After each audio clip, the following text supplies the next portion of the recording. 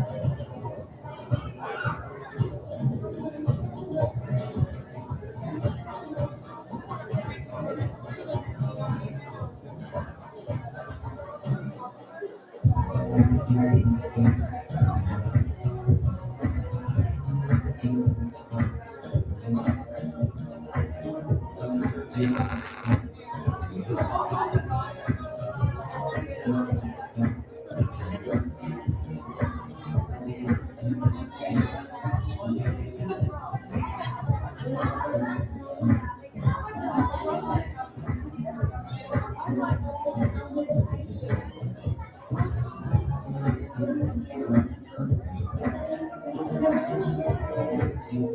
I get a representative from each team in this bout to do the bout draw? Just one person from each team.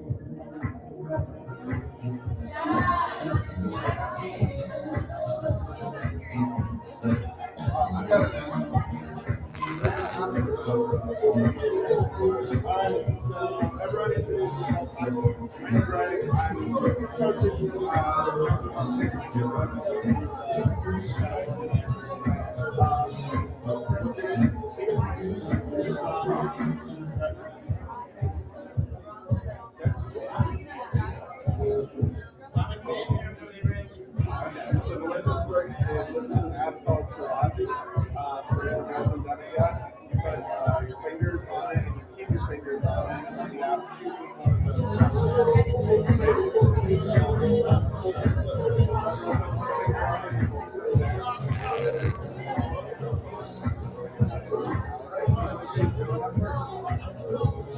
So you can't accuse me of bias.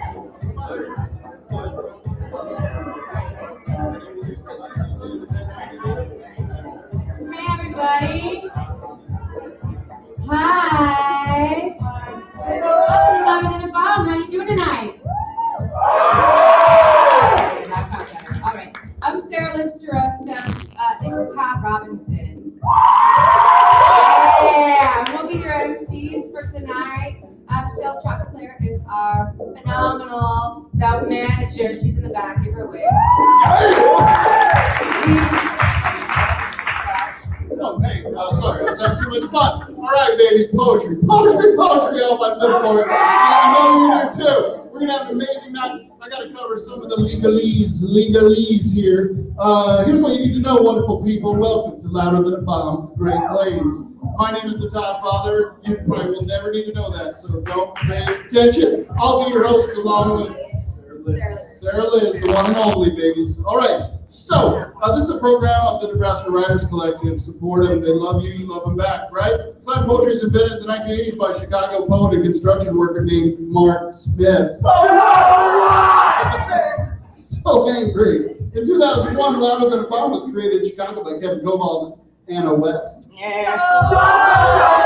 Oh, dude, let them have it. And now we have Louder Than a Bomb, Great Plains, which is in its 5th year. It's worked with 41 teams from across Nebraska and Iowa. Oh, it makes my heart beat, babies. Here's what's going to happen. 4 teams. Do we need to name them? Yeah, we probably should name them. All right, babies. You know who you are, but the others don't know who you are. We've got Abe Lincoln. Yes. We adore you. Thanks for being here. Omaha North. Yeah.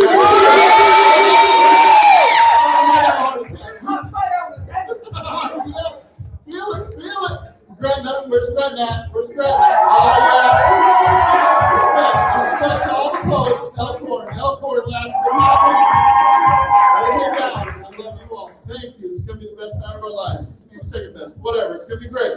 Anyway, each team is assembled between 4 and 10 young poets. Those teams will each send up 5 poems in predetermined order. Each poem will be original work, will last no longer than 3 minutes and 10 seconds. We start docking points after that, and will not feature any props, costumes, or accompaniment from anyone other than competing poets. The 5th round will feature a 4-person group piece from each team that is able to field one. Thank you. In the interest of creating the safest and most inclusive space possible, we ask that poems not contain profanity, sexually explicit or pornographic language, gratuitous violence, racial, ethnic, gender slandering, homophobic, anti-religious, discriminatory, ableist, or otherwise discriminatory slurs, speech, or language. That said, some of our poets may issue trigger warnings if their poems contain potentially traumatic content, though it is not a requirement. Each poem will be scored by 5 judges on a scale from 0, which is, what, Todd, like? Dagger to the heart. Absolutely. Like to your favorite show ever. Oh, good. Yeah, if you watch television. Or to 10.0, which would be like the creation of something even better than television, like audiobooks. Rainbow Cloud to Asgard. Yeah. Take me there, boy. Okay. So judges, you can use 1 decimal point. We will drop the low and the high score and then add the middle 3 scores together. At the end of the bout, we add the team scores, and whoever has the highest total number of points wins. That's it, right? Let's go. No, it's a little more complicated than that. Where are my judges? Judges, raise your little paddle. Okay, 1, 2, 3, 4, 5. Okay, some of you are way in the back. I have really bad eyesight, so make sure you write nice and dark. Okay. Judges, keep your scores consistent. Right? We're gonna give you like a practice poem, and you're gonna give this score. And for the rest of the night, I'm gonna hold you to that. Right? If the next poem is better than that poem, it should get a better score. If the poem after that isn't quite as good, it should get a lower score. Right? And you're just gonna like wear some earmuffs in between poems and not listen to anything that the audience has to say. You're gonna score the poem based on the merits of the poem and not on how many people are on the stage or how pretty their outfits were or how the audience reacts to the poem. Audiences, you have a job here too, right? What's your job? We sweat! You're the judges. So if you hear a score that you think is not high enough, what do you do? Right? If you hear a score that you think is phenomenal, what do you do? Right. A little quiet over on this side. So I know, I see you moving your lips. Just be louder, okay? Saving the street. Saving the street. Right. Do not ever be a poem or a poet. You all are phenomenal. We can, however, express how we feel about their scores, and you should do so. Before we start the bout proper, let's also everybody take out all of your like electronic things. Your cell phones, your tablets, and noises and vibrate. And turn them off. Just turn them all the way off. You aren't paying attention anyway.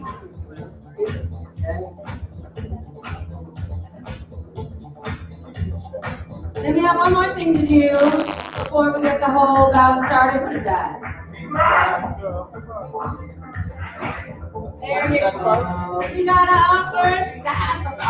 calibration code. So tonight we have from Duchenne Academy, Tree. Judges just going in the front. Hi friends, so like I said, my name is Tree, I'm a senior at Livestream Academy, and this poem is untitled. Good morning, all you Marymount girls. Are your hands and faces clean as, conscious as serene as, appetite as keen as mine? This all too familiar wake-up call still echoes in my eardrums because my mama was a camp counselor. Sharon Kehoe served Camp Marymount 13 years proud and remains a changed woman. She was baptized in the Tennessee spring water, washed back moon pies with RC Cola, and was always back in time for evening campfire. Here, my mother found herself through caring for others. See, she was raised by her extended family with open arms and now takes it upon herself to make sure her curly-haired army of kids never miss out on a maternal moment. She is most content when sitting around her kitchen table with all of her children, just listening. A devoted mother, she lives to learn about their lives, rejoicing in every accomplishment and ready to rally after every downfall, and nothing says I love you quite like a half piece of gum. She may have left Memphis, but a southern draw is hard to swallow. Her heart still beats to a country song within. The South is strong in this one. Her face reads like a book, animated eyebrows telling you stories of her unspoken emotions. Gray blue eyes bringing me comfort with every glance, even though they always happen to be closed in pictures. I guess it's just a Kehoe thing. Soon I'll be off to college and her maternal touch will be further away than ever, but y'all will always creep back into my vocabulary. Thanks to her, there will forever be a flickering flame of Southern fire deep inside of me. The Madonna of my family, Sharon Kehoe O'Malley, this one's for you. You've shaped me and molded me into the young woman who stands here now saying thank you. Thank you for watching QVC with me until 2 in the morning. Thank you for the braided pigtails, for the forehead kisses, and for the grilled cheese sandwiches. Thank you for showing me the wonders of Clinique makeup and the importance of a good leave-in conditioner. Thank you for making it so easy to cry, because yes, that is genetic. You've shown me what it is to sacrifice and taught me everything I know about love. So Mom, thank you for all you do and everything you've given me. Now I'm ready. The next chapter is looming and you made sure I'm ready to do it on my own. So farewell, my Marymount girl. Until we meet again. Thanks.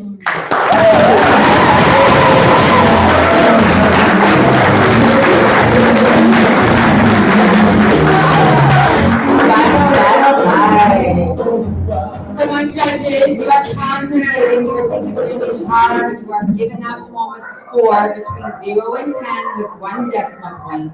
This is the most time I'm going to give you all night long. You thinking about it? You thinking about it? All right, I want you to hold up your scorecards and keep them up.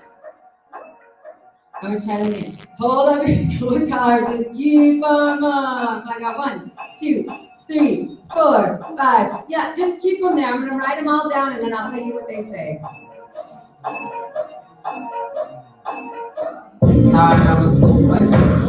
Okay, put them down. That's fine. That's fine. In no particular order, we have a 7.5, an 8.4, an 8.8, an 8.5, and an 8.5. Applause quote, yes, applause quote.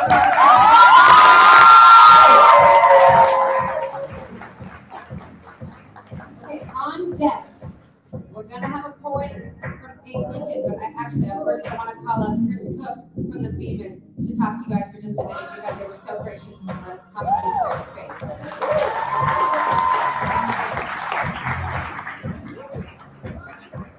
Hey there, gang. it's great to see all of you here tonight. I'm Chris Cook, the Executive Director of the Bemis Center. And it is an honor to partner with the Nebraska Writers Collective and to host tonight's last preliminary bout event. So good luck to all of you. And I know your domain is the written word, but I wonder if any of you noticed the neon word embedded in the floor near the entrance of the building. Who saw that? Raise your hand. Very attentive group. So the word says mine, mine. And when this organization moved into this building, one of the first artists in residence did that piece. And it speaks to what this organization does. It gives over the organization to artists.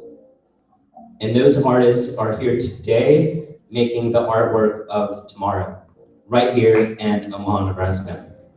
And all of you are the writers and the poets of tomorrow.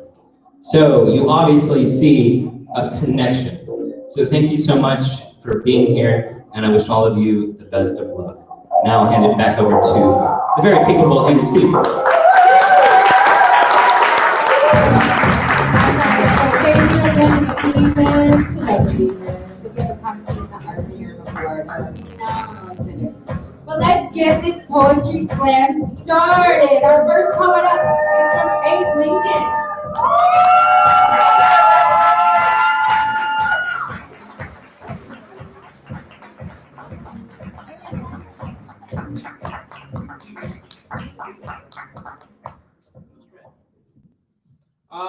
Hello everyone, I'm from Abraham Lincoln, and my name is Xavier Brown.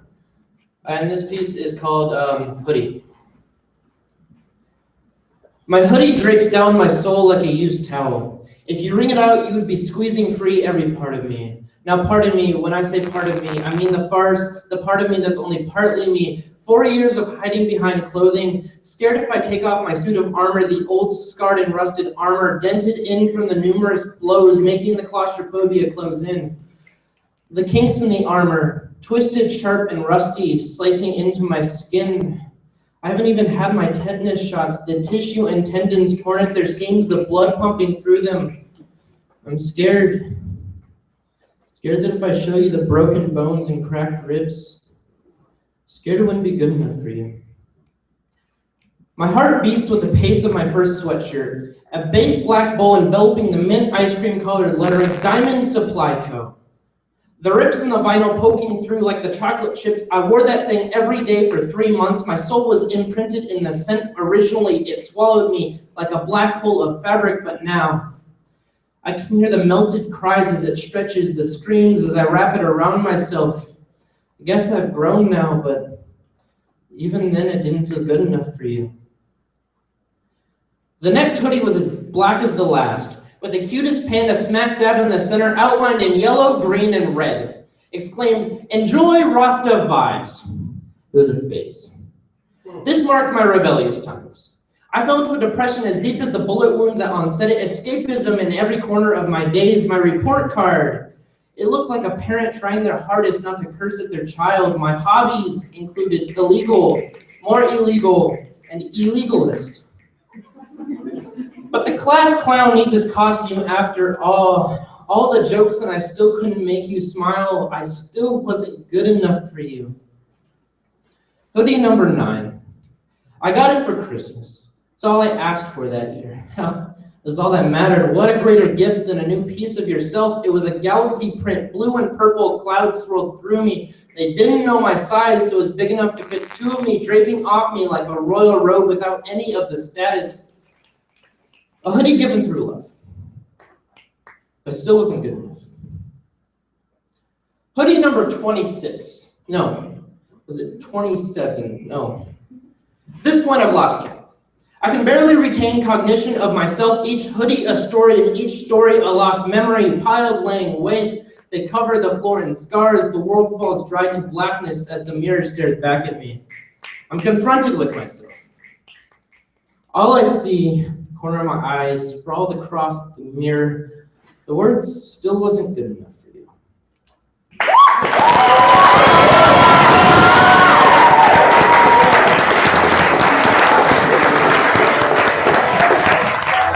Thank you very much. Thank you very much, judges. Gather your wits. Get up there, buddy. Thank you.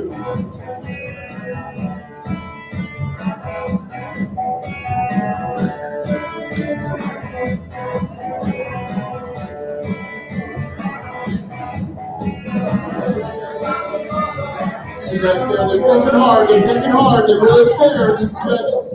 It's deep back there, it's deep. All right, all judges, up, ready.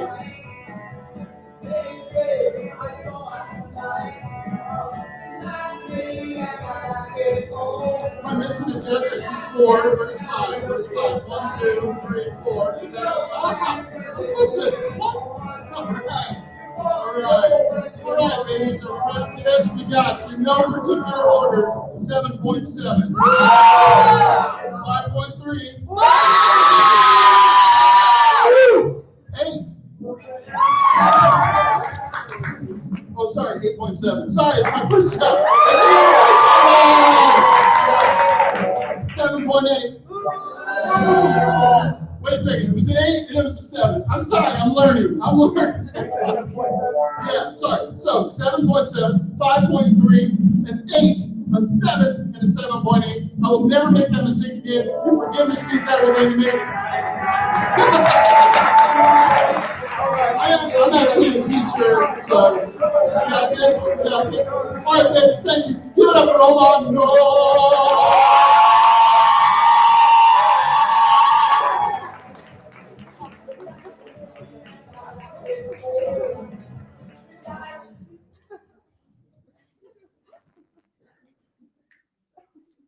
Hey everybody. My name is David Glass. I'm a junior at North High. My poem is called Hospital Bed.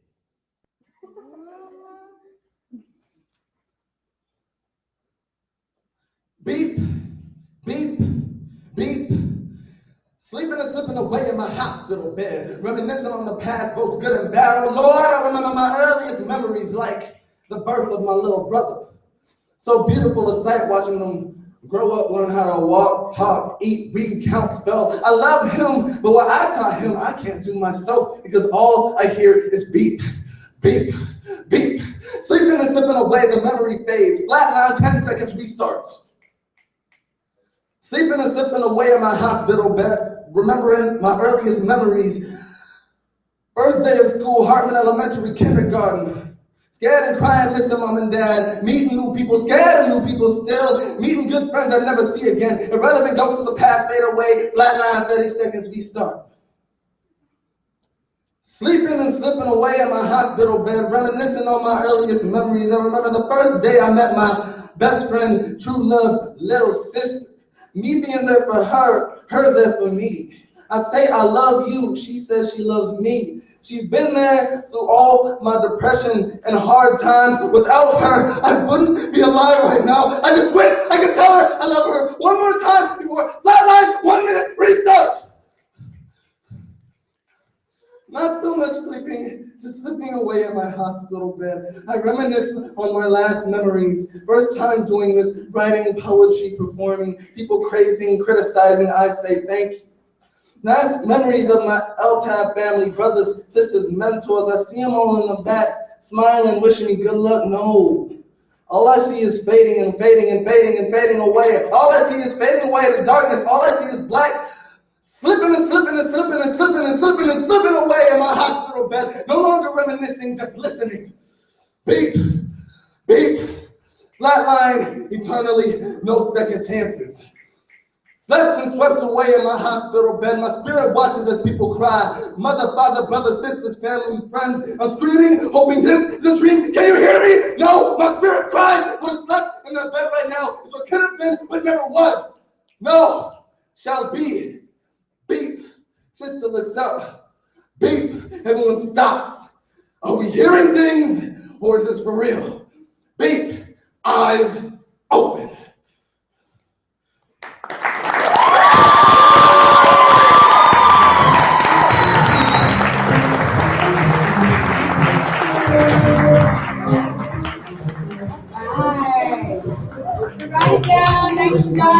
You're gonna hold them up on the count of 1, 2, 3.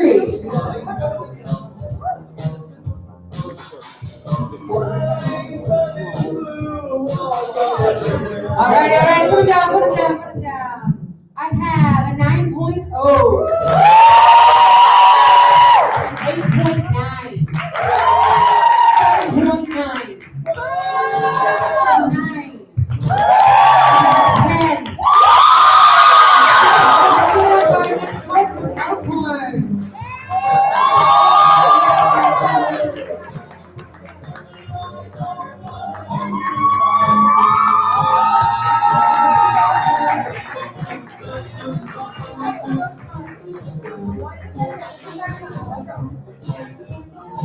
Guys, look at Todd and I just messing this all up. I have never emceed an LTAP bout before either. Yeah! Let's give it up for our next poet from Gretna.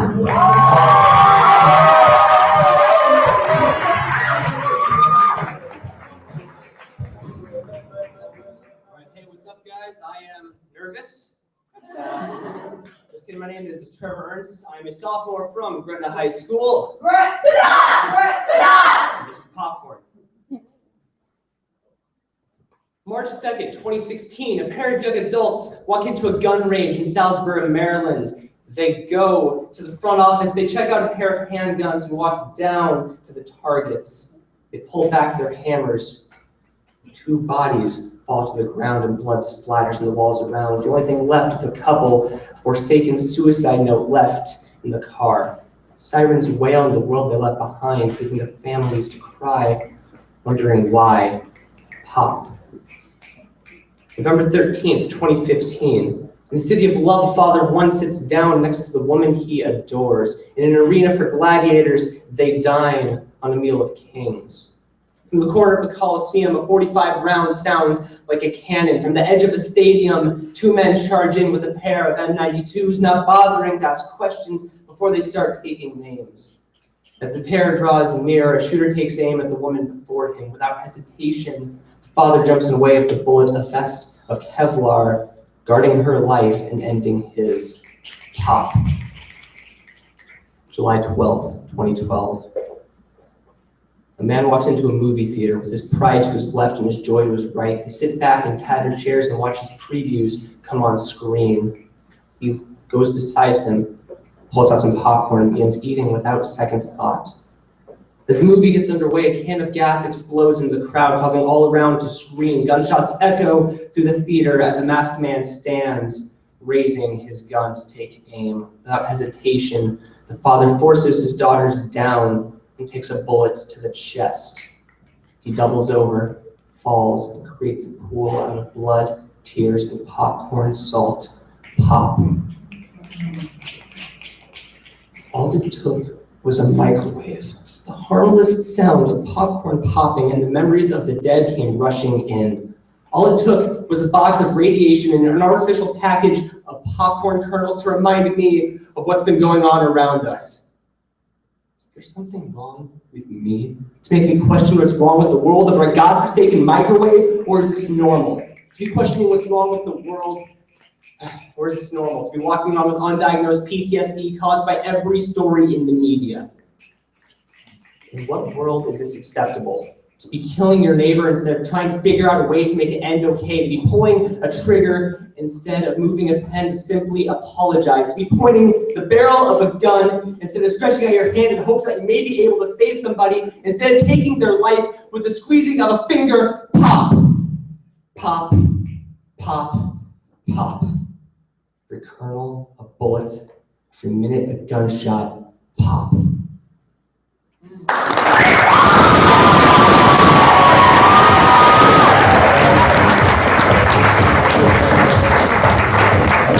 Thanks for your love, audience. Thanks for your love. It means a lot to us. Judges, you have a few seconds to gather your thoughts. Not an easy job. Good luck to the judges. They're working so hard. Yeah, come on. Good judges. Judges, we got you. 3, 2, 1. I need to know, judges. The world needs to know. We're waiting on one judge. All right, thank you, my friend. Just hold him up for me a little bit longer.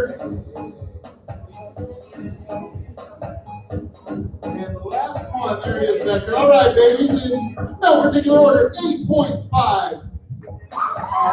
Yeah, all right, that's pretty good. 9.7, are you kidding?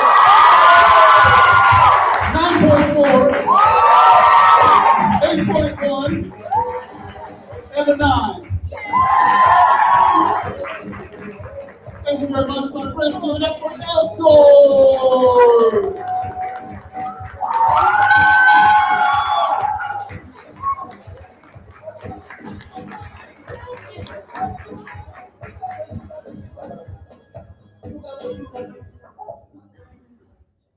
Hi, my name is Rachel Spooner. I'm from Elkhorn High School. And this poem is called Before Beginning One More Time. Sidewalks. Whispering like tree branches in a different tongue, different sounds, different speech, sounding a little rougher, a little colder, and a little more man-made. Their stories were fashioned like the cement inside their souls, sticking and sinking and bouncing weight, but the trees' stories feel different.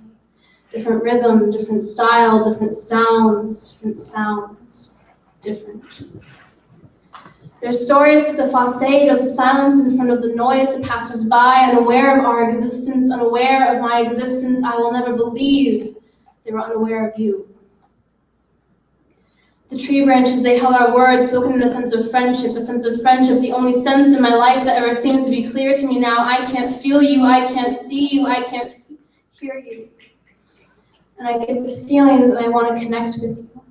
I want to be there for you. I want to try to make it okay when it's not. I want to be there. I sort of wanted you to want to be there for me, but not for my sake. This poem is not about me needing you. This poem is not about romance. Please don't get the idea that I need you to get through the day. I am not broken because of your embrace. I only feel broken because I don't want to bend, to stretch, to scream when I'm pulled too far, to fall too deep into something that is not me. I don't want to survive if it means dying. I am not broken because of your embrace. I could never break because of you. You have only helped me. Don't think it's your fault. You can't fix me with unneeded apologies. You did nothing wrong. I am okay. This poem is about me loving you. And how I know you love me, though it isn't a specific way. You've told me that you do. I see your face, your eyes, your soul, your love for everyone close to you, bringing me to reality whenever you held me to make sure I would feel your love, your friendship. You, unaware that you helped me realize that the world is so much more beautiful if you don't try to make it into something that's not. Sweet stories of sadness aren't enough to make me happy anymore. I am so glad that I was foolish when I thought that our friendship was like the relationships I've had before, because it's not. I know that I am not the one who can truly make you all right. No one on this earth can give you happiness to last for a lifetime. I alone can't do that. No one on this earth can do that for anyone. You weren't the one to tell me that I don't have to make my own light. You weren't the one to tell me that it was already there. I didn't need to tell you that your words aren't who you are. Just one of the things that form a part of you, the way you show people who you are, because you are amazing. Talking real with my friends makes me think of our conversations where we were unafraid to speak our minds, to tell each other how we truly felt. And you told me how you wished that I could see myself in your eyes, the way you see me. And I slowly learned that my body, my words, my mistakes, and my fears could never be who I am. And now I know how important it is to be myself, to love, that I don't have to see who I am to do that. Thank you for giving me a home when I was falling apart.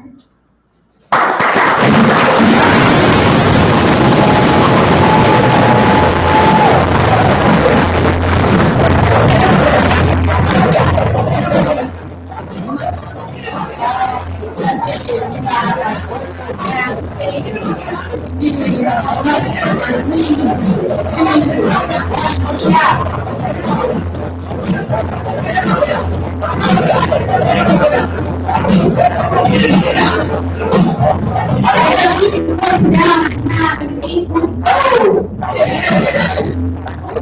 No respect. Your score was 8.9, 7.3, 7.9, 8.0. Give it up for the poet. Next up, we have a poet from Omaha, New Keep clapping.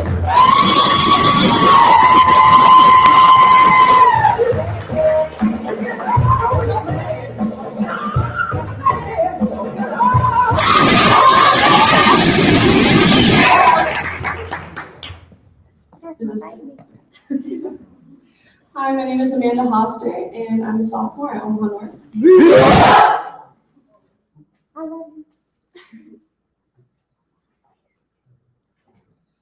Girl.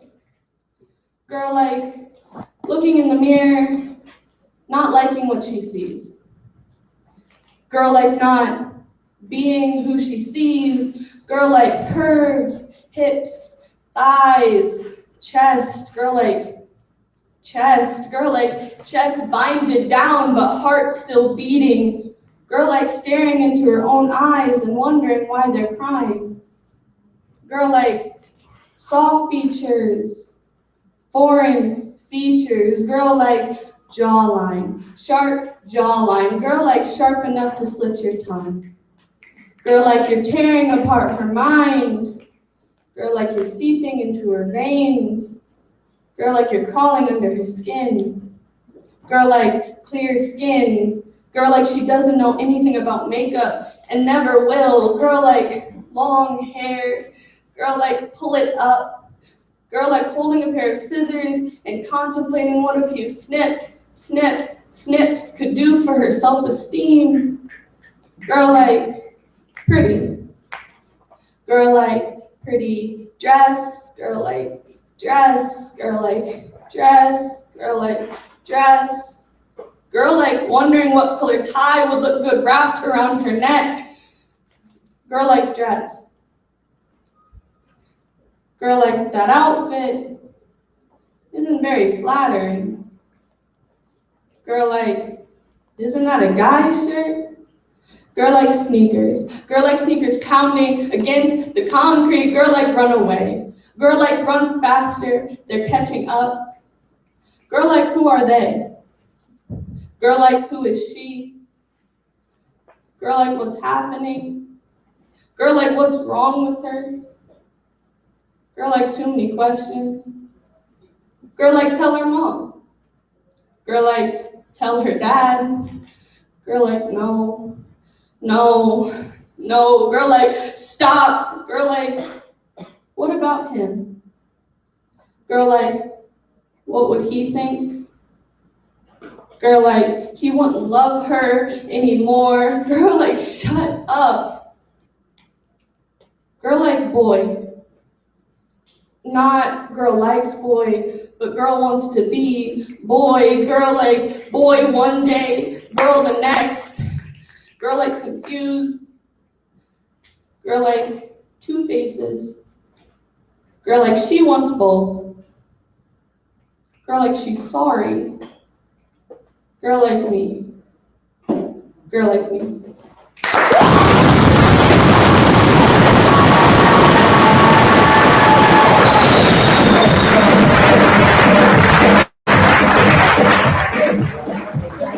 Poetry, babies, poetry! Oh, good luck, you better good luck. We're in a spaceship. We are going to Venus and beyond. Judges, you have a few seconds, 3, 2, 1. I love you, judges. You're getting speedy at this. Just give me a couple seconds to gather my wits. There we go, there we go. All right, moving on. Thank you. And last but not least, there's glare on that thing. I can't. Oh, thank you. All right, babies, are we ready for the scores in no particular order? But 9.9. Followed by 9. Oh. 8.4. 8.8. And an 8.6. Next up, I'm going to welcome Elko. Is that right? Gretna.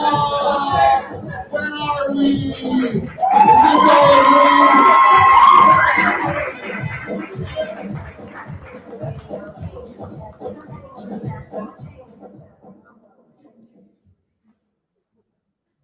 My name is Logan Ash, and I'm a senior from Gretna High School. And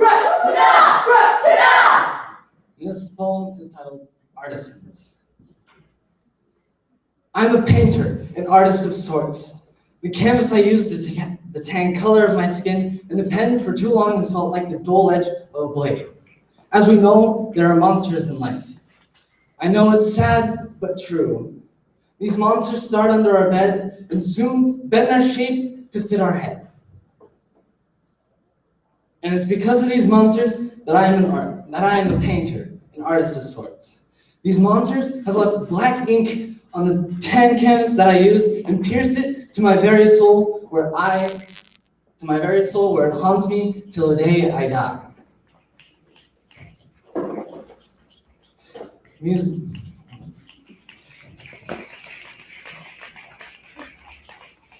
These monsters are called secrets. They hide in any dark spaces.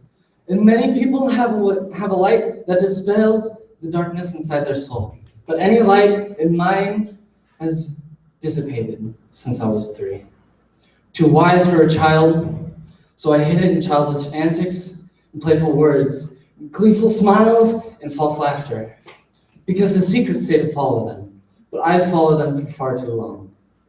They showed me the world and people for whom they are, while the blood from my hands could fill pools. My life was a mask, and I was its puppet. The demons that turned to secrets from my past, the puppeteers.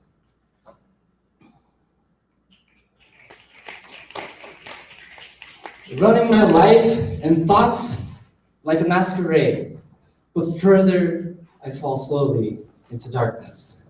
Let's send him to hell. No, let's put him through it, but with hope that dies. No, how about this? How about we curse him? How will we do that? We give him a love for all of God's creation, but he hates himself.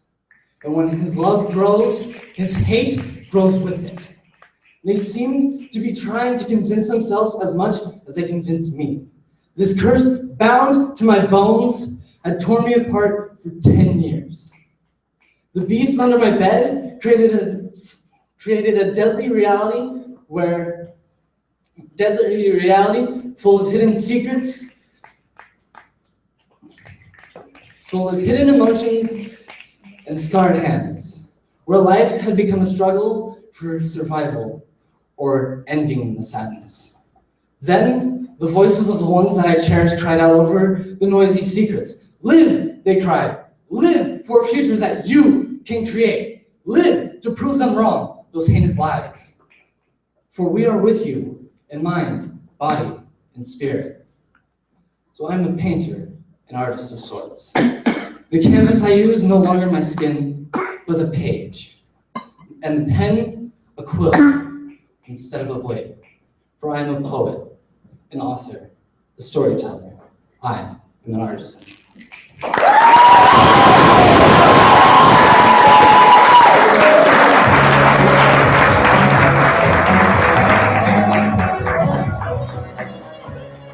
Yay, poems! Judges, are you ready? Are you ready? I need your scores in 3, 2, 1. What about?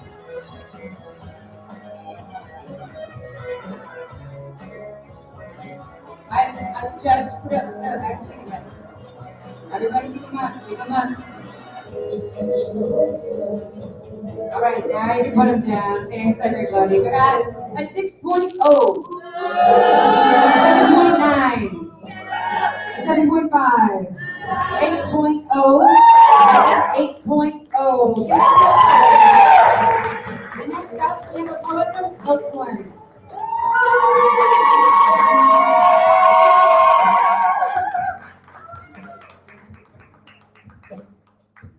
I like your outfit. Thank you.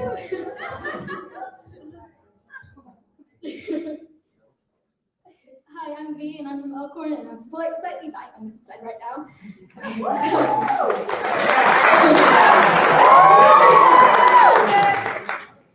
Hey guys, great news! I finally finished my poem. Because procrastination is but a tale for the weary. spoken of by hundreds, beginning with what's demanded or could be done, having what the self considers more important, and ending with an internal chant of I messed up, I screwed up, I biffed it. A story woven by gratification and regret, despised by the people position, and yet how can they claim they haven't done this ritualistic part of life before? The definition of procrastination is the act or habit of putting off or delaying. But when did it mean incompetent? When did it mean useless, stupid, unqualified, unfit, a fool? Yes, I may be a fool for choosing want over priority, but since when was I a fool for choosing what Robert Frost once called the road less traveled by? Even involves several all-nighters, most of which are spent cursing at everything in some way, shape, or form while trying to be a productive being of society. Well, that's usually the plan at any rate. Because the road that was more traveled by, possibly nicer with white picket fences and apple pie lives, has never been a road for me. Person always a little too awkward, a little too weird, a little too self-assertive. There's always a little too something to be able to go with what's more traveled by. Although I've never believed that was anything particularly wrong. Perhaps the person of the yellow woods had regrets, and I'm quite certain my only 10-word written essays and half-finished worksheets do too. But what I live for, how I get away from the world just a little too much. To regret those is to regret a life lived for myself.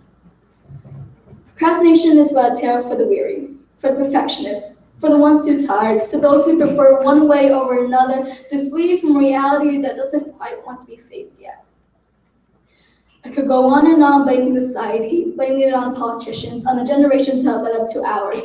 But with each precious arbitrary second passing through our fingers like grains of sand, I've realized that pinning the blame on others, wasting invaluable breath on scapegoats who won't be remembered in 5 years, is simply that, a waste of my precious time, of yours. And maybe that's why I procrastinate. Pushing away chores, assignments, necessities for seconds, minutes, hours, so as to not waste time that I could spend molding my life, my choices from dirt ground and variables of grain by grain, second by second, not lose my way down the road. I'm well aware that my path is far from yours, and yours, and yours. Whether minutely or vastly, I didn't think it really mattered. Pushing off homework for naps, setting aside laundry for YouTube, instead of practice, going out with friends. They aren't much, they don't tell much. But our choices were and are our choices that we live with today, tomorrow, a year from now, 30 years, without pause, without stop, without rewind. Procrastination is but a tale for the weary, and maybe I shall be telling mine for the sigh as well.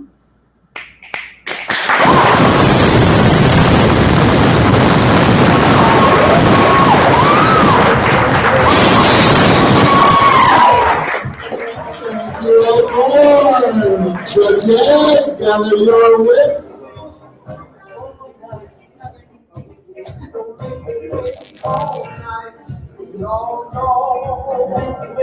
Three, two, one, judges, your time has come. We thank you for your service.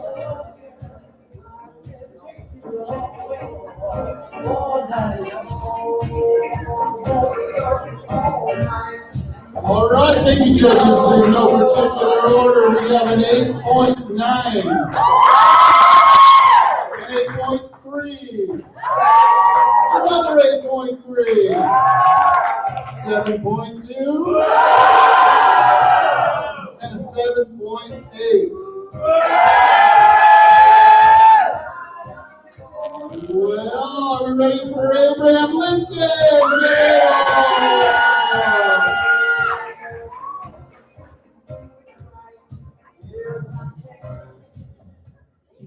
There it goes. We had problems with this last time. All right. Ooh. One second. Righty, tighty, lefty, loosey. Hi everyone, my name is Audrey Hayes, and I am from Abraham Lincoln. This is my poem called Participate. There's something you couldn't, shouldn't, wouldn't know about me.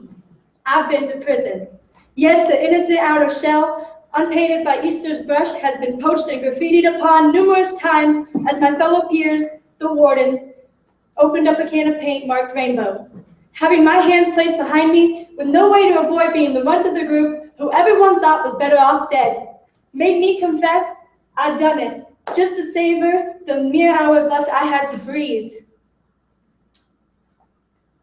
This sentence lasted 4 years. 4 years mimicking a single inmate doing their best to survive. The steel bars supplementing the nutrients that I needed to rebound my guilty plea and participate in a graduate's freedom. P. Possibly making more mistakes that can be erased. PA. Another rim shot that if it went in, the black hole of my body would consume less and heave more out. PAR. Arguing with myself if maybe we shouldn't have gotten out of bed today. PART. Trying to filter myself out of the flooded halls of hot cocoa and Java chips. PART. I didn't do anything wrong. PARTIC. Caring no more of my grades as at the beginning of the alphabet. PARTIC. Ignoring the constant reminders that this is the final year. PARTICIP. Peering into countless stares that don't expect a reflection. PARTICIPA. Answering in silent response because my voice box was set on mute. PARTICPAT. Telling my conscience to not pack its bag and rot in this procrastination. PARTICIPAT.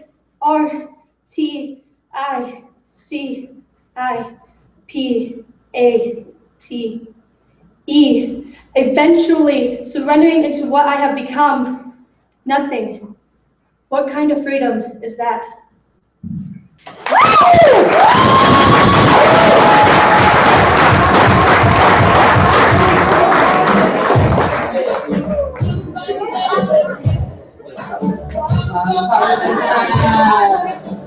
All right, judges, think about it, write it down.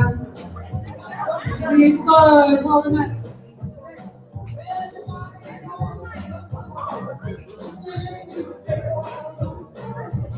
Thank you. All right, I have a 7.9, an 8.9, an 8.5, an 8.2, an 8.5. Put your hands together for the poet. Next up, we have a poet from Gretna.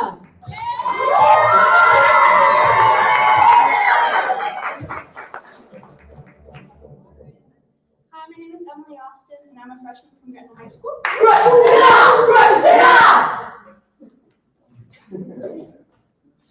Mom drove home down that long, skinny road up to the driveway where I sat. In a frenzy, she started to run all about, asking where you were at. I replied with around and about, not concerned for your well-being. Well, truth be told, I should have paid more attention to where you'd be fleeing.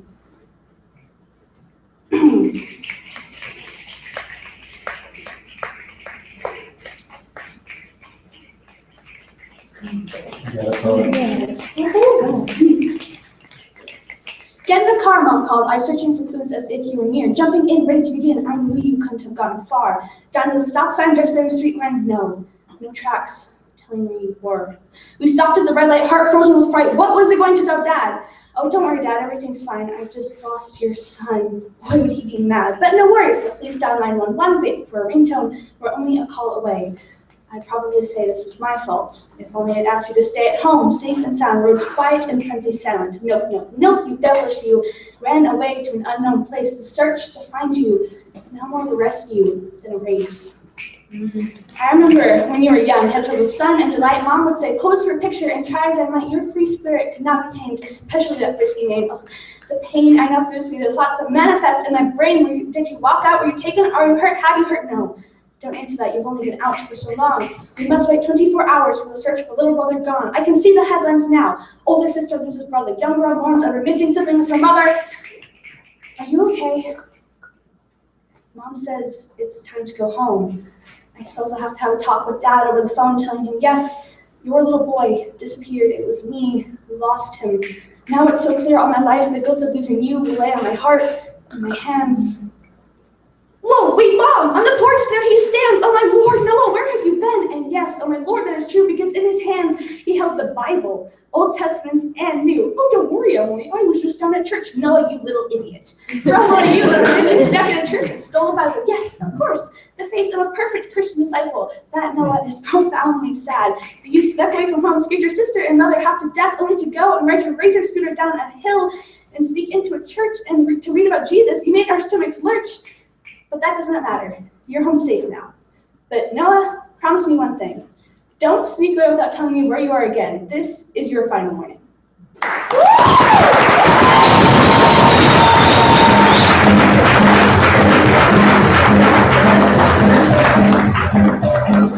Thank you, Brenda. Judges, contemplate your feelings. Give them numbers. That is our way.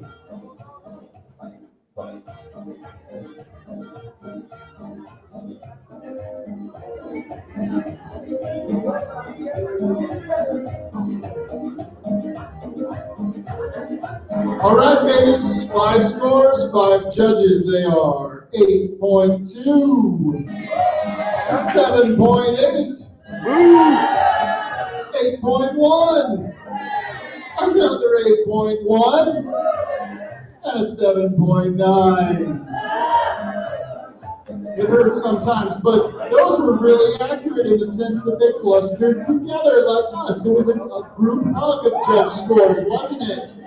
Babies, a quick note, one of the judges told me she's having difficulty hearing, so poets, don't forget to get real close to the technology. Yes, we're friends with the technology. All right, be not afraid. Babies, we love you, you love us. Let us proceed with encore!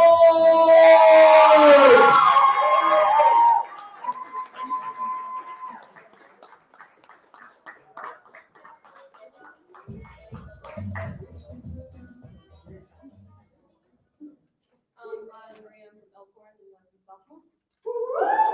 This is my poem, Lists Upon Lists. Hello, my name is Maria. That's M-A-R-I-A. Not Marie or Mariah, it's Maria. This is me. From a young age, I was always told to grow up and that my imagination could only take me so far. And I never truly grasped the fact that one day I had to put down my toys and act how I was supposed to. 1, cross your legs. You don't want boys thinking you're a slut. Number 2, sit as straight as you can. Don't let that back arch. And smile like there are fishhooks in the corner of your mouth. 3, no matter how offended you are, keep those pretty lips sealed. It doesn't matter when you're a young woman. 4, unclench those fists and lower your arms. You will not win the fight. But guess how many fights I've won? I'm older and my imagination has taken me this far. It's still filled with vivid colors, epic battles, and scenarios that will never happen. Along with that, I still play with toys, I'm going to admit, but I've also upgraded. I've upgraded from crayons to oil pastels and old newspapers to canvases. And for the toys I still play with are Legos, because they build me up. They're colorful like my hair, sturdy, and they make me strong. What you say will not fracture my infrastructure. I am older now. And now I'm told, 1, love yourself. 2, here's 55 ways to change yourself. 3, you don't need a guy. 4, but here's how you get a guy, because you don't want anybody thinking you're a loser. You know what? I am so done. I don't need lists upon lists to judge me. Your lists upon lists have fractured my brain, corrupting my pretending. My imagination is gone. Pretending, 1, that my brother's shadow is still over me, even though it should have left with him. It's like pillows from a pillow fort towering over me. 2, pretending that it's not my fault my parents don't like me, and they actually like the things that they pass down to me, like the fact that I am bigger than most people, the fact that I have anger issues, so many, I must say. And the other reason is because I have slight ADHD that I can't stand still. 3, pretending that it's okay to be who I am, even though I'm forever told that it's not normal or attractive. But this whole poem is about all the negative things, yet I still love what makes me a psycho. So here's the list. 1. I don't have to fully love myself right now to be happy. What I don't like makes me me. 2. Always, always remember that the lists upon lists that are made to judge me are most likely made by the people who push a pull door more than 5 times a week. 3. I can wear a crop top outside if I please. Even though my body may not be the right size, I like how I look. Number 4. I can sit with my legs as far apart as I please, and my smile is fine the way it is. Thank you very much. I am Maria, M-A-R-I-A. This is me.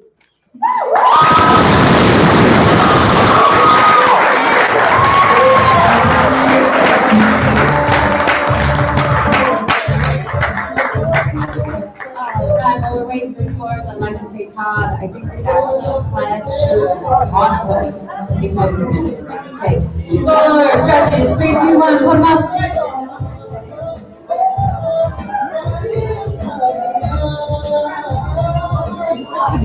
Those all say the same thing. Yeah, they just get smaller, and I can't tell. All right, I have a 7.9. 10. 7.7. 8.4, like the opposite of Todd's hug, right? I didn't mean it like that. Let's welcome up a poet from Abe Lincoln. We're going up for the business.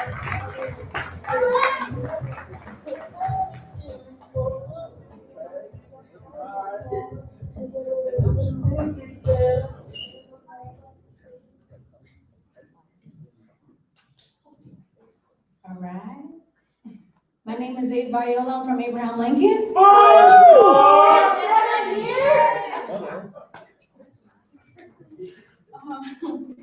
And my poem's called S'more.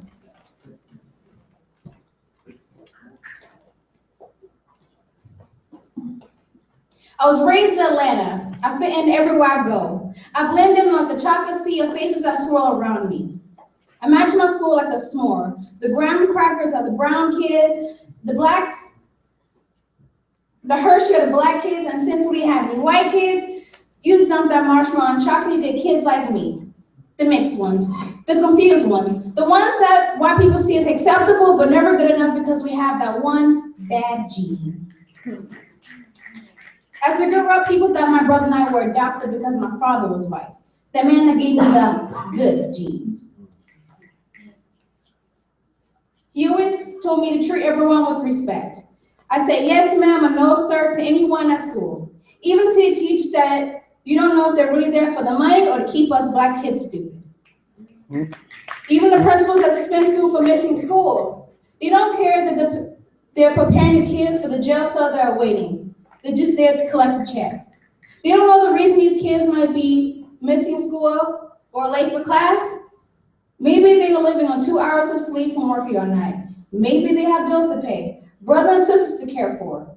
Or maybe they're just trying to be the first one in their family to graduate from high school. Trust comes slow where I come from. But every night my dad would tuck us in and he'll close the door and I would think, is he one of them or us? I would think, am I that different because everyone else has the black in their skin and I have the horizon? But that was then. And even now when I walk down the street with my dad, black people talk to me and white people talk to him as if I wasn't there. But I go throughout my life and I find that my dad is still my dad, and I am not just a color. And I will not surround myself with such stereotypes. I will look at my dad the way he is and hope people will see me the same.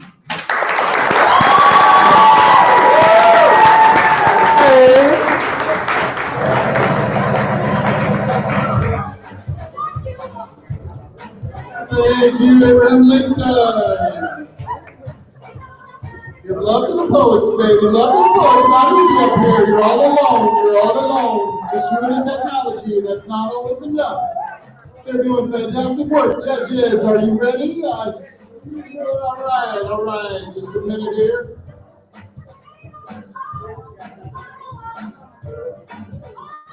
One more time back there. Sorry, Judge. Uh-oh, he erased it. Thank you, sir. All right, ladies, we have an 8. Are we getting tired? Are we getting tired? We have a 9.3. We have an 8.2. We have another 8. And we have another 8. What are you going to do? You very excited to introduce someone? No! Yes, I'm still excited. Come on, team.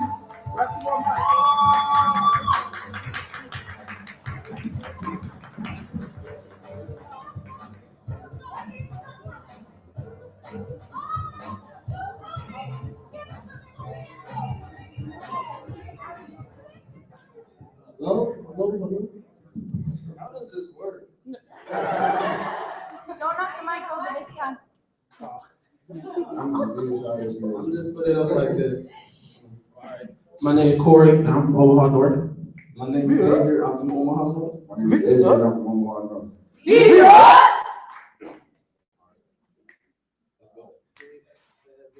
Is it just because I'm black? Is it just because I'm black? Is it? Is it? Is it? Is it? Is it just because I'm black? Is it just because I'm black? Turn out my skin.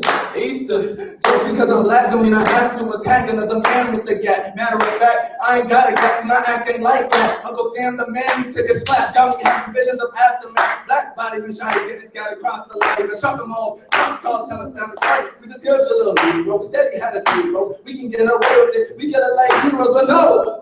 I ain't trying to get in trouble, trying to get my education, be successful on the level, but y'all treating me unequally. I no longer am settled, the beast of me is conceived. Now we about to blow. How we still dealing with the same flesh and blood, only difference we have on the color of mine. There's nothing missing, not a single thing that I like. I'm doing this, yeah, I'm on attack, and it's just because I'm black. Is it just because I'm black? Is it? Is it? Is it? Is it? Turn out my skin. Because I'm black? Is it just because I'm black? Is it? Is it? Is it? Discrimination in the 21st century. Ain't nothing changed since 1963. FYI, the cops still chasing me. Rights and authority, they're still judging me. Just because I'm black, I don't have to go to the gun. Just because I'm black, I don't have to go to drugs. Just because I'm black, does not mean I'm a thug. Trust me, believe me, I ain't never giving up. I'ma make y'all understand that I'm enough, visit enough, phone clean, what y'all think count for, black and tough, dark skin, and I'm rough. But listen up, Listen up, listen up, listen up. Back that year when I went to West Side, way out west where the white folks reside. While I was filling out the papers, they were shocked about the papers that my mama wasn't doing. They were shocked she wasn't lady sitting waiting on the check in. But that's a dead end. That's a dead end. Because I was black, they was on the hunch that I was on food stamps and qualified for free lunch. So I made him take his hunch back. Something crazy. My chip is in fat back. I mean, Mirror, mirror on the wall, tell me, nigga, what is it? Could it be my nappy hair, or could it be the gear on? I'm the young black man getting looked at as title. God, I just hope that we Brothers go viral.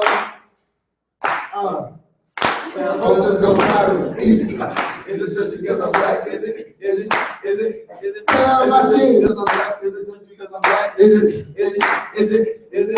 Is it just Eternally because I'm black? seeking the truth aberration. Eternally seeking the true aberration. Eternally seeking the true aberration. Eternally seeking the true aberration. Eternally seeking the true aberration. Eternally seeking the true aberration. Is it just because I'm black? Is it just because I'm black? Is it? Is it?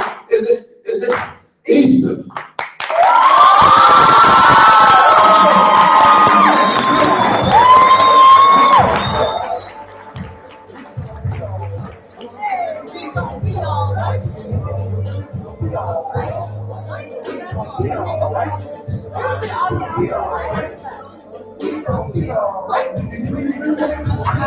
Judges, write them down and hold them up in 3, 2, 1. Samantha, what you got?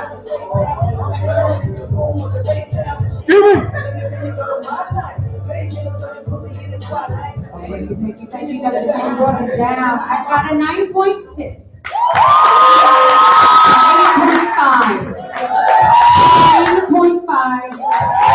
9.8. 8.2. Clap for the poets. Clap for the poets. Thank you. And then keep going for a poet from Elkhorn.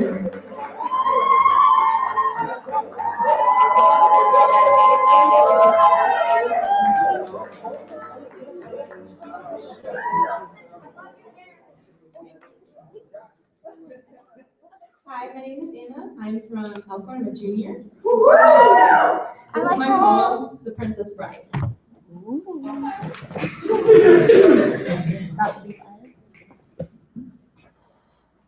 There is something profoundly heinous about the sound of a breaking heart.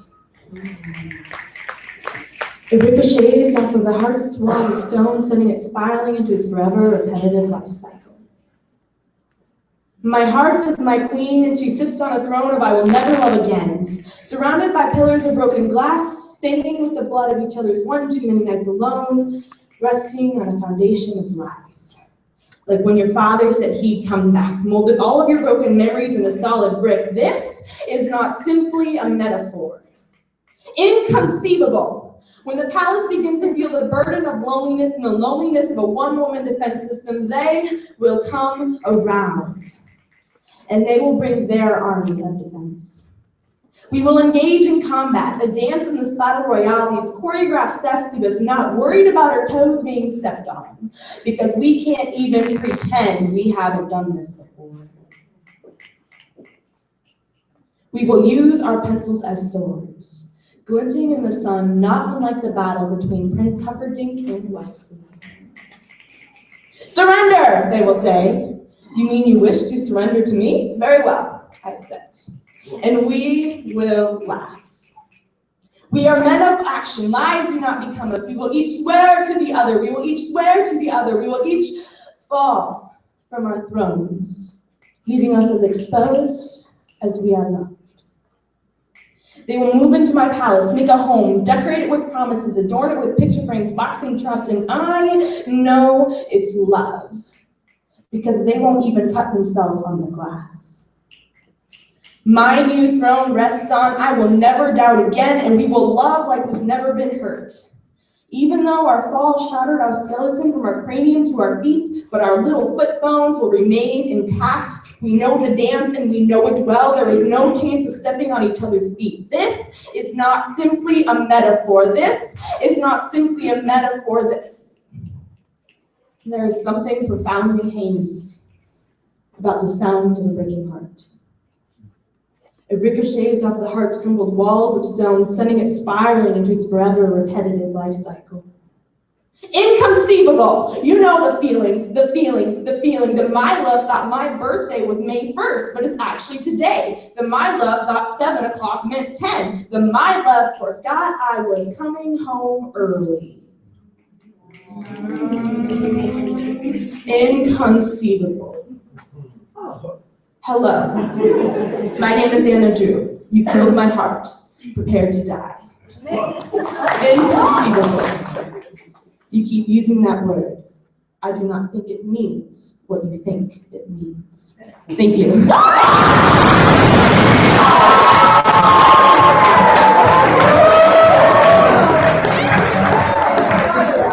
Poetry, we love it so very much, don't we, ladies? Don't we love it? Beautiful. All right, judges, gather your thoughts. We await them so eagerly. Judges, rise, judges, rise. Thank you ever so much. Well, all right, that says what I think it says. Thank you, sir. All right, ladies, we got 5 scores, 5 judges. They are 9.3. We got a 10. 8.3. 8.3. And a 9. Thank you very much, audience. You're beautiful. Next up, the late, the great Abraham Lincoln.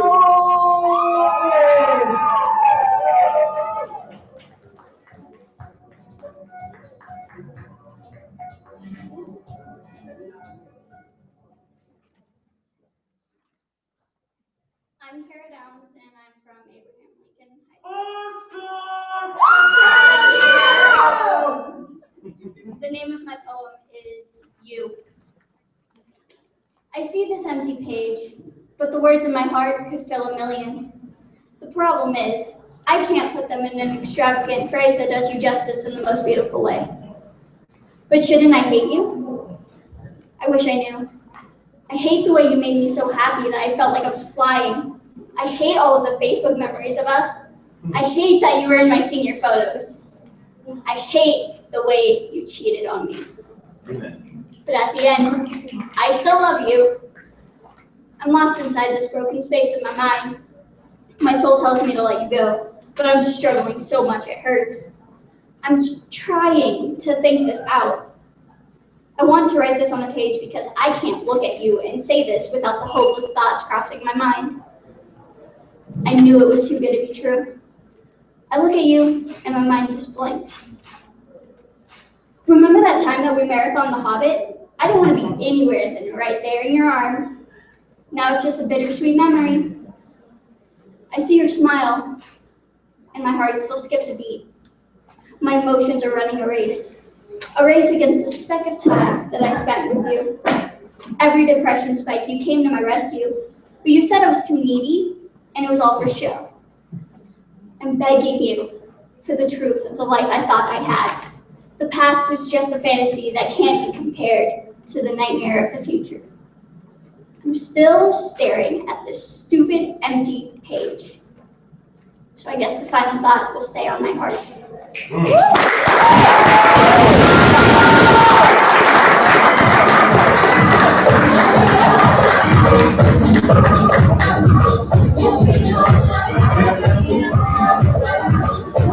Alright, that was our first round 4. Judges, what are your scores?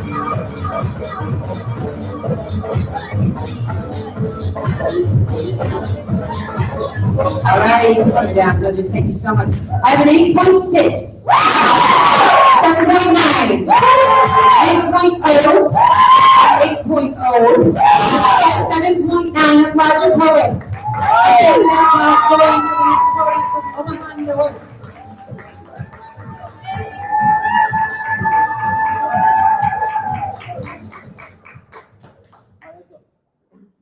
Okay. Okay.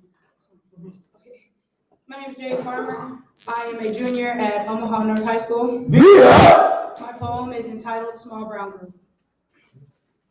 The color of my skin determines if I can be a doctor or not in the state that I live in. Because I am brown, does this make me black? No, it doesn't. Because Cubans, Indians, Native, or as I like to say, American Indigenous, are brown. I am not black, but mixed. I am the easygoing, privileged white girl. I am the indigenous of this land, forced to move to an unfamiliar place by my own ancestors. I am black from a land afar, from Africa dancing and running around with almost carefree attitude. I come from so many different walks of life, and yet I live in a racist world, with white supremacy and a fight over black lives that obviously matter. I live in a world where little brown girls aren't seen as much, where we are perceived as nothing more than anger and cruelty. I live in a world where because of where I am from, whether it is north or west side, makes me feel like maybe I shouldn't attempt to achieve anything. Because I am not from a rich background, I don't have privilege, but I also don't understand the struggle. I don't understand the times when my family members are banging out rhythms on the drums. I don't understand the endless beatings and murders. I can study the Jim Crow laws all I want, but I will never understand segregation. I will never understand the actual struggle. And then it gets better. It gets better because as a woman going to the military, I will never be seen as more than a small brown girl with a gun. I will always be compared to those who do the actual senseless killing. And one day I hope, one day when I finally become big in my military, my soon-to-be corps, I hope that one day people will recognize that I will be one of the reasons. I will be one of the casualties who is protecting you from the Taliban, ISIS, ISIL, Al-Qaeda, from the threats that are constantly after the USA. One day I will mean something, even if that means I'm going to die to do so. I'm only seen as a small girl with a gun. I'm never going to be seen as more. I want to be more. I want to learn more. I want to destroy more. Destroy everything that is in my way, and I want to strive. But the daily struggle happens to be getting up every day, going to school every day, dealing with the same old every day. It isn't okay. I have to go into the room where I know I will be under the rule of a A man who I feel has no hold over me, but he does it directly. He picks a man over a woman, even if I am more suited for the job. I will never get along with a sexist, fascist pig. Becoming a Marine will throw him off his course, becoming something he never expected. I hate the mindset of old men born in the 60s and wanting women in the kitchen. Not I, not me, never me. I just hate sexism. I hate racism. I cannot deal with it. I want to be recognized for all that I've done, but I will only ever be recognized for being a small brown girl with a rifle and daddy issues. I will always be someone everyone looks down on, until I come back and prove everyone wrong. Yeah.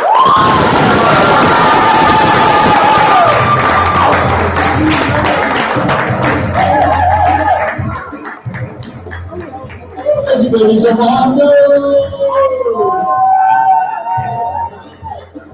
while the judges gather their thoughts, maybe we'll just give a little love to Mr. DJ. Thank you, kind sir. It is a complicated apparatus. It takes time to pack that thing up and plug it in, doesn't it, Mr. Brent Crampton? Judges, are you ready? I bought you several seconds, didn't I? I bought you time, judges. All right, coming at me. Just give me a minute here. Well, we moved on us. I think I got it. One more. Thank you, sir. Babies, we got 5 judges, we got 5 scorers. We have a 9.8. We got a 9. We have an 8.9. We have a 9.5. And we got a 9. Thank you for your love, everybody. One more in this round. Next up, Brenda.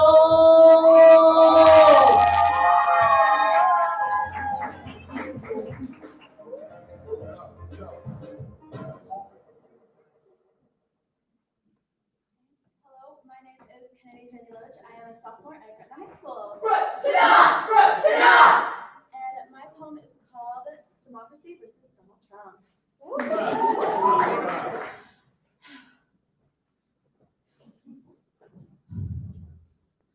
Out in the forest where no one could see, winds rushed to and fro, branches skip and leap, rubbing together in a sinful way. They were so passionate that a spark came to life, consuming his parents to live. The spark thought that this was good. With an unlimited hope, his subconscious takes over, and without a thought, he latches onto a nearby branch, leaps from one to another, not knowing where he'd land next. On top of the world sits the mother of all mothers, protective of all creatures and elements. She sees all and knows all. He is growing, along with his desire to be all that he can't. There's a dark pit inside him. This evil cannot live, for if it does, it will snuff out all the good in the world, so it falls onto her to keep him in check. He has an idea, one of destruction fueled by wickedness. He leaps, crossing the middle, racing towards a new spot of woods, with full evergreens that seem to vacuum to him. He jumps onto the trees leading to the world and rises, high and mighty. She hears the echoes of cawing birds fleeing for their lives.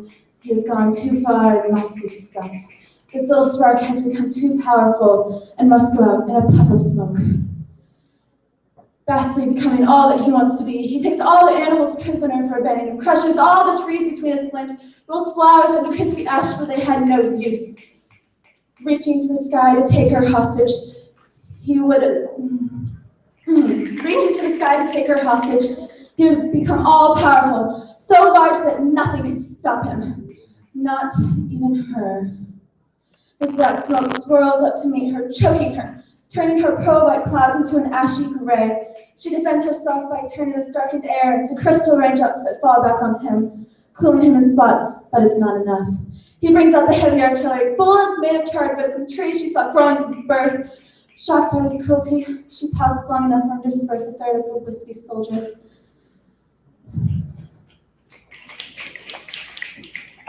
She fills with her own rage, the clouds turning a deep blue. Her own sparks lash out, thunder erupts into the sky. Lightning strikes at the fire, evaporating his troops in a flurry of golden light. As he feels her sharp sting, He lashes out with his flaming fist, hitting at her wherever he can. His animals are smoked out into cages of fire. Trees are scorched in the blaze. No more green shows on land. This evil has toyed with her friends for long enough. She strikes back with all she has, unleashing rage up stronger than a cell doors, larger than flames that would heal those burn. But nothing can save those that have already died. For what is dead, and there's no way around it.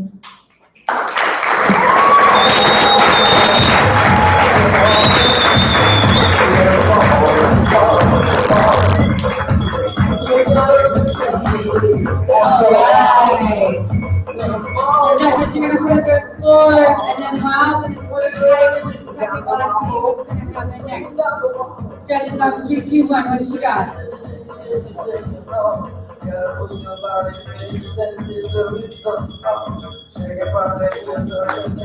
Alright, judges, you can put it down. Thank you so much. I have an 8.6. An 8.6. An 8.0. An 8.0. And a 7.9. Clap for the poet.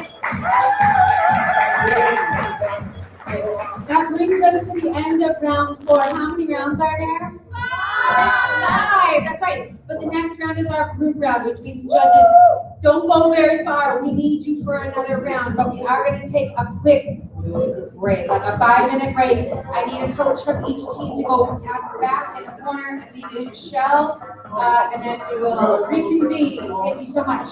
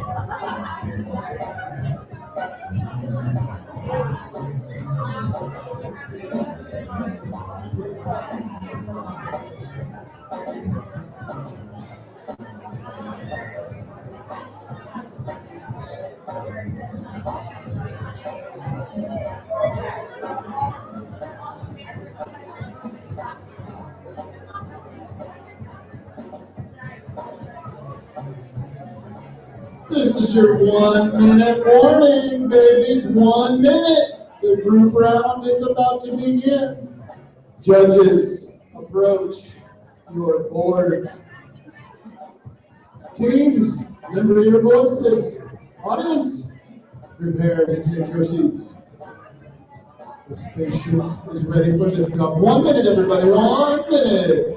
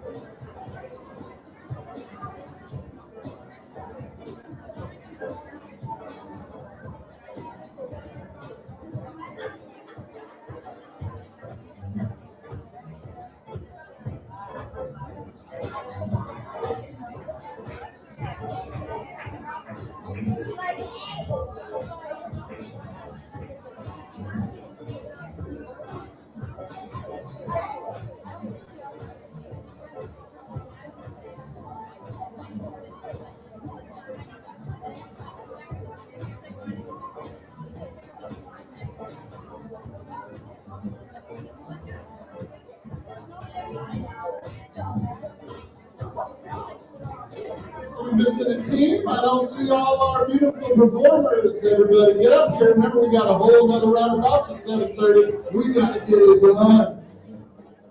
Poets, assemble. Poets, I call you. Join us.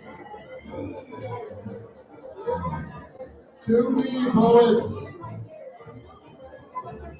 It's been a beautiful night. Let's bring it home.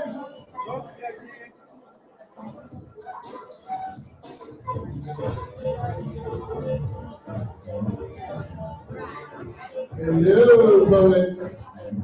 Where are you?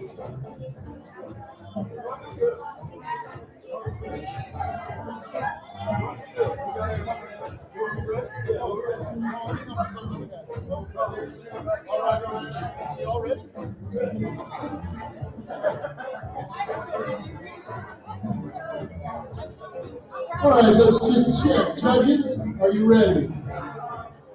Are all the teams ready? Teams are ready? Everybody here? Am I getting you okay? Are you ready to proceed? Just want to remind everybody on Monday, April 11th, at the Jocelyn Witherspoon Hall, we'll have 2 rounds of semifinals. 5:30 and 7:30. And on Thursday, April 14th, we'll have 2 more rounds of semifinals at the Durham Museum Lecture Hall. So there'll be a Jocelyn on the 11th, there'll be the Durham on the 14th, and of course the finals Monday, April 25th, Saturday, April 30th, but that's a long way away. We won't worry about that too much. Babies, we also have sponsors. You know it takes money to do this, it takes time, it takes love, babies, it takes so much love. So, Nebraska Writers Collective, we thank you very much. Without you, this would not be happening. Ladies, we also want to give some love to the Sherwood Foundation. They do good things. Cooper Foundation, Paul and Annette Smith, mwah, mwah, I'm kissing you. It's good you're not here because I've been kissing you. Who else? Peter Kiewit Foundation, Amy Scott Foundation, and the Whites Family Foundation. Give it up to our supporters. Yeah. Give it up to the audience. Oh, audience, you're so excited. You're so beautiful. And the poets, give it up to the poets. Oh, this is amazing. We gotta get home because it's all gonna end, babies. It's almost over. We're going home. We have 4 teams performing in this order. First up will be Abraham Lincoln. Next up will be Alco. And then we'll have Brandon. Finally, leading the last team will be Amanda. Now they're all fired up and they're friendly. Let's begin, babies, the last round. Abraham Lincoln down, baby, let's read.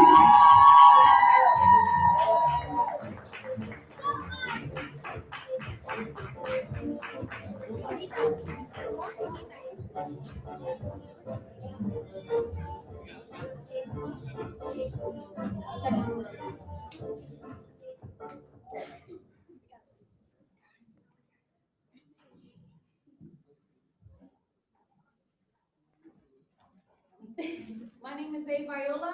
I'm Xavier Brown. And I'm Audrey Hayes, and we are from Abraham Lincoln High School. 4 score! And 7 years!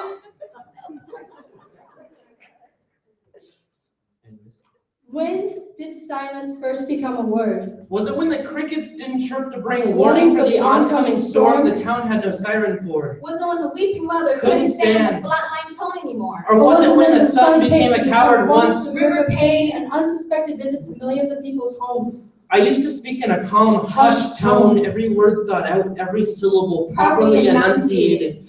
It never got me anywhere. I'd be trampled over and crashed down.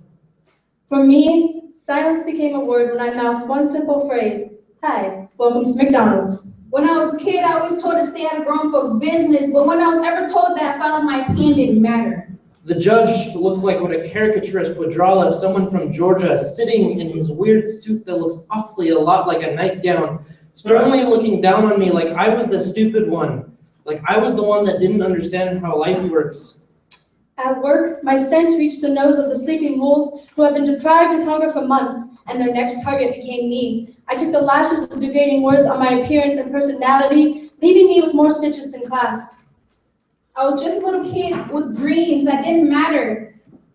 They will never come true. I guess I'll have to wait until I get older so my voice will mean something. My lawyer was more concerned with his paycheck than my case. My soul swells with the words I couldn't say, authority denying the expansion in my lungs.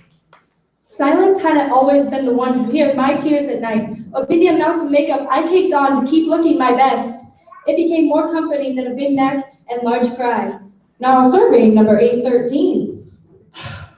It's frustrating. Defined as your muscles contract and strain, nothing comes to the forefront of breath. Every time you decide to sacrifice articulation for volume, because like anything, your voice Becomes trapped, the pressure builds up. Thought becomes numb and bald. To the constant grazing of sandpaper, tearing down the space in your brain like a bulldozer to make way for.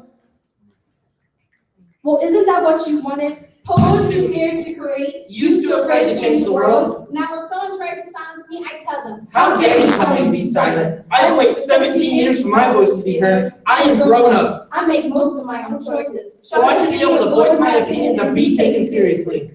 Now we have found our voice. Silence isn't a word anymore. Our voices are booming. And we just hope you listen.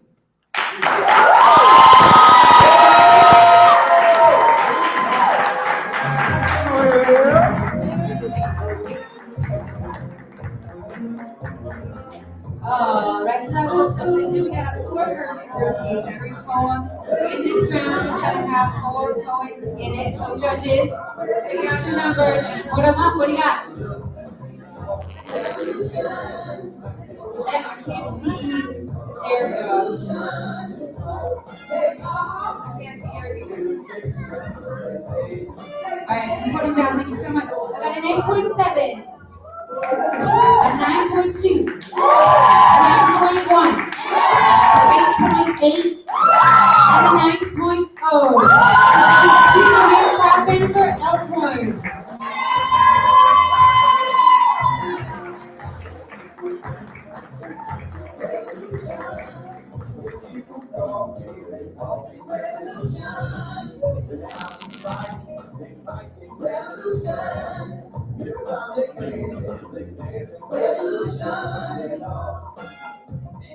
Hello, how's everybody doing?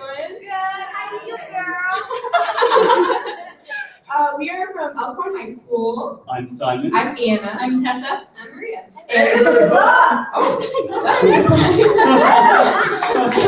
And this is Allstate. What's in your wallet? I got nothing. I don't even own one. I got a dime. Oh, hey, me too. D-I-M-E. Dedication. I know at times I cannot do the best job. But I will try my hardest. I won't give up. Because I need to pay my own way. In my wallet, you will find little to nothing. Because I'm not the only person I need to take care of. Don't underestimate the power that drives my life to do my job. That I wanted to quit but pulled through in the end. Because I don't want to live the same way my parents do. Open my wallet. You'll find pictures of my friends and family. They are the reason. I dedicated myself to take the time and put my heart and soul into everything That I do. Every penny spent is well earned. In In my my wallet, you won't find my parents' money. You will find what I live my life by. Dedication. What's in your wallet? Imagination. The wallet is a place of empty pockets with rainbows of nothingness jumping out. As a black hole. Sucks you in. Bursting into the air are scraps of paper that float down. Like the snow of a winter wonderland. The green paper fairies are rare. And always stick by the side of the ones the possessor loves. But never the possessor itself. The unknown Vincent van Gogh paints the starry night of Doctor Who across the canvas of a holder of empty promises. The pennies of good luck mixed with the candy wrappers of an invisible pot of gold. and the unknown creature sleeps for months upon end until the noise of the storm wakes it up. But it just goes back to sleep again. What's in your wallet? Motivation. It takes me on average 13 minutes and 19 seconds to get out of bed. This is actual scientific proof from a study I conducted on myself Over the course of 5 days. Why do I get out of bed? Why does she get out of bed? I don't know. My mother doesn't set my alarm, her funding doesn't lift me from my dwellings, Float her to her feet. and dress me in size 9 on good days and size 11 jeans on bad days. Our boss doesn't downplay the waves of depression. That hits me like a sack of, Oh crap. I forgot to do my English homework. It's not crazy to want to die in a world bent on killing you. Truth is, we're all broke, but this motivation needed To get up To go to work. to endure This life. when you have nothing. is immense. What's in your wallet? Education. It's something we want every day. With every new interaction, our brain develops another connection. It's science. And now you're telling me you can put a paycheck on that? What the hell? That is literally telling us that we can't borrow our lives unless we pay you. A lot of money. That is absurd. My education should be covered by a wallet, by a paycheck. But it is. Education what pays my future, not what pays my wallet. What's in your wallet? A dime. Dedication. Imagination. Motivation. Education. We are all broke in one way or another. Where we come from, our parents' ability to go to college. Does not influence our wallets. Everyone on this planet works for their own penny. In one way or another. We are no different. What are your dimes? One influences how you earn your money. What's in your wallet?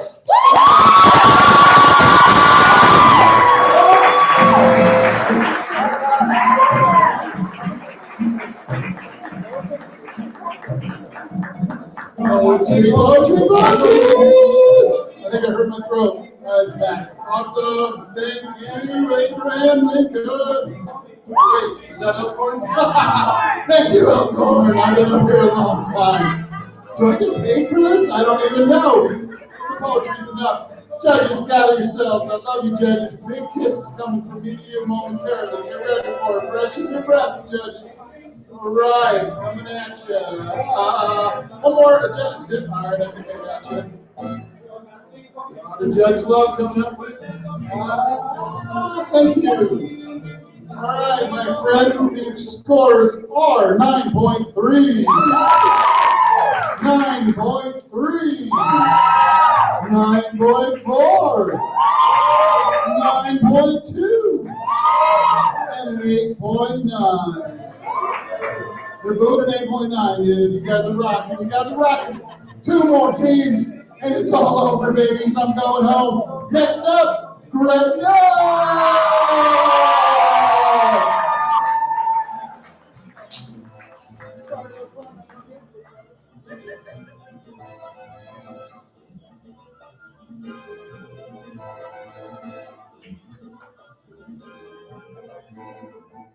Hey, I'm Hannah Morrison. I'm Nick Harmon. I'm Trevor Ernst. I'm Carly Salim. We're sophomores from Gretna High School.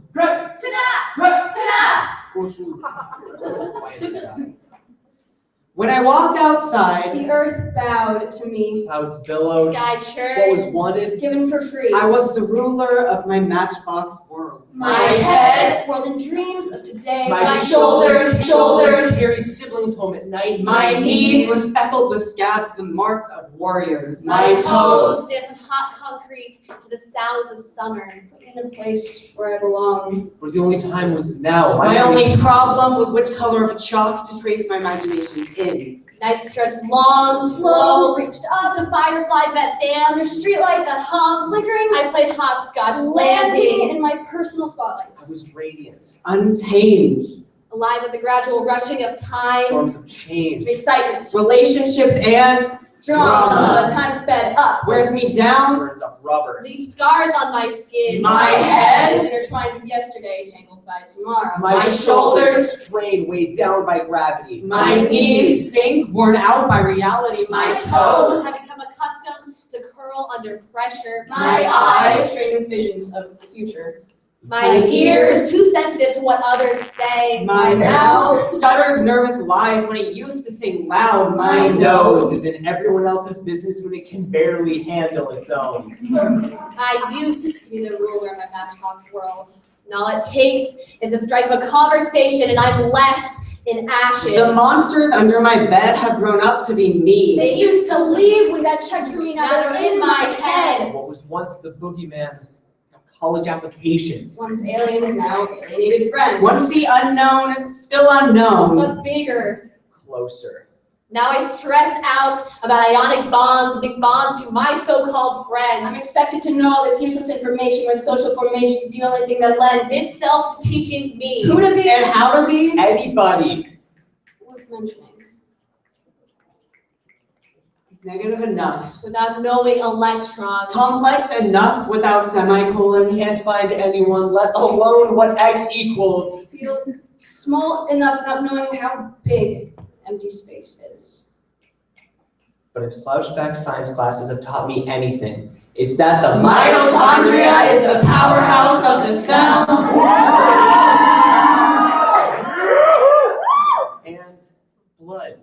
always pulse. In my head. Shoulders. Knees, and toes. No pulses alike.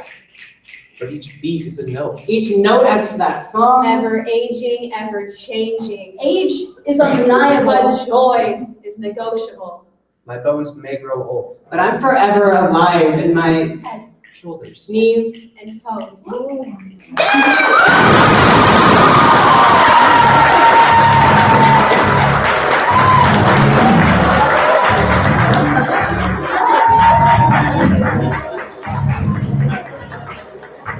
I'll tell people how I love how to take the microphone, right? What I do. Okay, judges, figure it out. Give me a score. Hey, Camilla, you're in my way.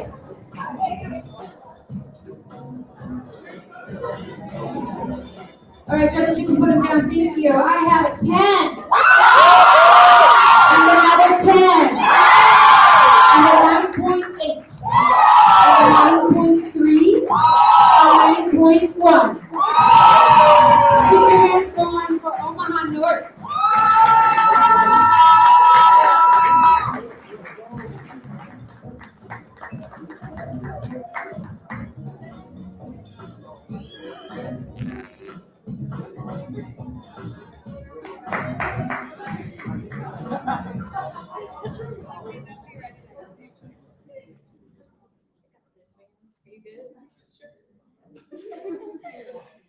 Hello, my name is Trinity Wallace. I'm a junior.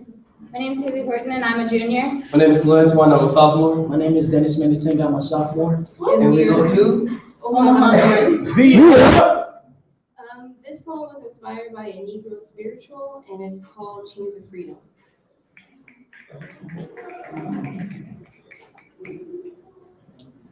Ain't got time to die. Ain't got time.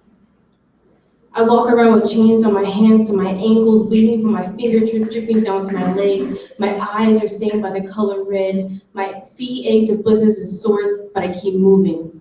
The sun rays burns my face to the point that it has no desire of healing my bloody scars. I get off my knees with chains crackling together in the wind. Oh my God, the agonizing pain thumbs my bloody back over and over and over again. I can feel it throbbing. My dried up tears and sweat cracks my scarred face. I look at the broken roof, laying in my deathbed, waiting for freedom caused my people and I. My skin feels impure. I feel like a demon, like I'm possessed for having these nightmares we call thoughts. The word that bounces around my brain like a bouncy ball, the one that keeps me moving and fighting is freedom. I hear women and men sing in the distance. They sing, Lord, I kept so busy working for the kingdom. Ain't got time to die. Cause when I'm feeding the poor, I'm working for the kingdom. Ain't got time to die. Ain't got time. These chains are keeping us being truly free. We want to love, to have, to want. I want to be me, us, and when we dare, we keep our culture, our pride, our language, and strip us for being human, reducing us from the color of our skin. But underneath our thin layers of skin cells, we're all made of the same chemicals and atoms as everyone else. We want our freedom, my brothers, my sisters. We will fight until we die. But wait, we ain't got time to die. We ain't got time to rot in our fear. So we sang, Lord, I kept so busy working for the kingdom. Ain't got time to die. Cause when I'm feeding the poor, I'm working for the kingdom. Ain't got time to die. Ain't got time.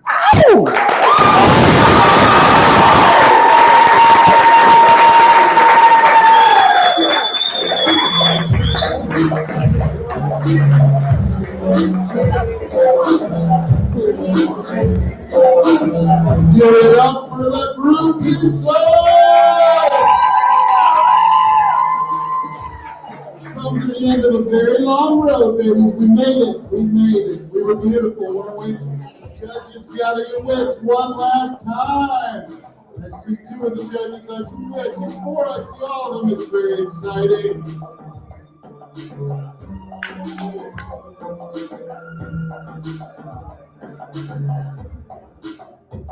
Thank you, judges. Yes, all right. We have an 8.5. We have a 9.8. We have a 9.4. We have a 9.6. We have a 9.0. We did it. Give yourself some love for being here all night. All sorts of love. Look at that. Can we get the poets up here? All the poets, get on up here. Big group hug to the poets. They're calibrating the scores soon. We will announce the winners, but poets, get up here and introduce yourselves to each other. Get up there, man. You deserve all love and all respect. Thank you. Thank you, everybody.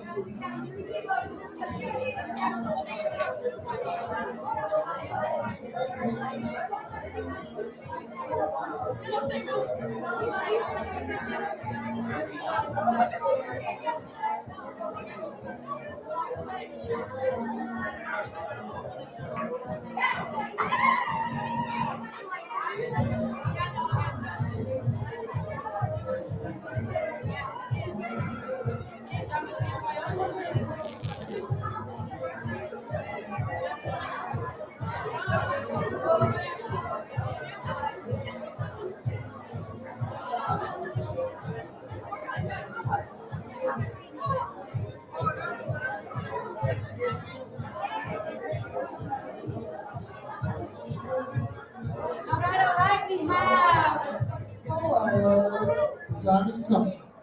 Let's see. I would like to say thank you to Mr. Todd here. It's Dr. Todd, believe it or not. Thank you. Dr. Todd. I would like to say thank you so much, Miss Sarah Lily. Thank you.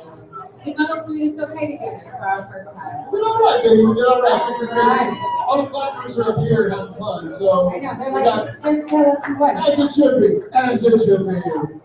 Todd, you want to start us off? No, you're doing it all. You're giving it to you. About you. All right. Well, we have in fourth place, Abe Lincoln. Give it up for Abe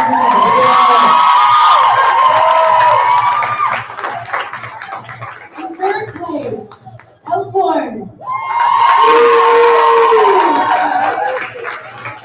In second place, Gretna.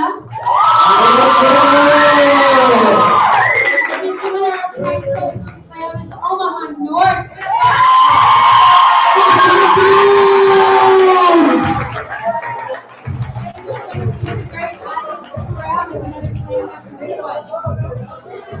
Keep writing, baby. Keep reading, keep writing, keep reading, keep writing. We love you. See you next time.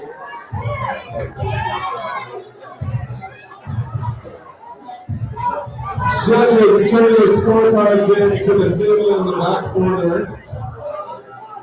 We're going to get our next bout started within 10 minutes, no joke.